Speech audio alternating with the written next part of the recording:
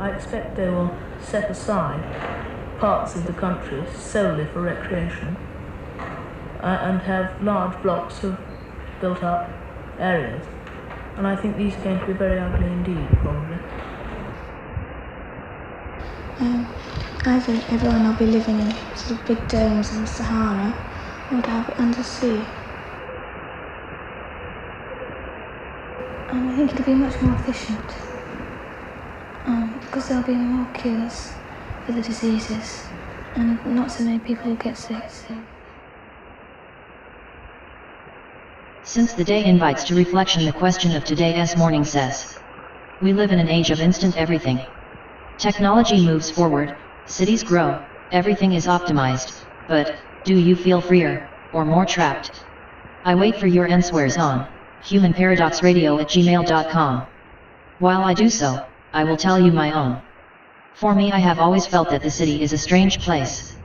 The idea of belonging to it seems distant, no matter how deeply my room is tucked away in one of its corners. I remember playing in my hometown, where running through the streets felt no different from running down the hallway at home.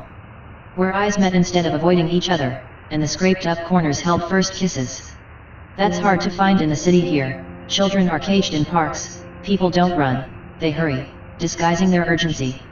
The corners have stories, yes, but no one understands them.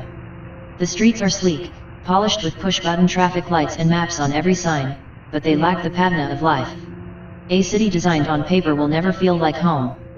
There was a time when cities were built by hands, by laughter. I wouldn't call it a better time, that would be naive.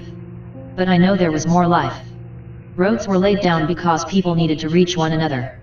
Now, I'm not sure why we build them, or what we are really trying to connect. There was war back then as well, of course there was.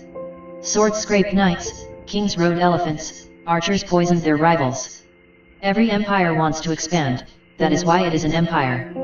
But those epic battles, the epic battle of everyday life, was about the real world. Traditions collided, tribes wanted power. But it was human. Once, we fighted for a piece of sky. For a kind of flavor. A myth. What are we fighting for now? Why do we die fighting for the unreal? No one is able to grab the reasons for progress. Giving up feels too easy, and the new god is now the one laughing. I think we should all create history, that means dialogue, understanding, and action. I encourage you, dear listeners, to create history, to talk and breathe without asking for permission. I am clear about this, I will not let life just happen to me.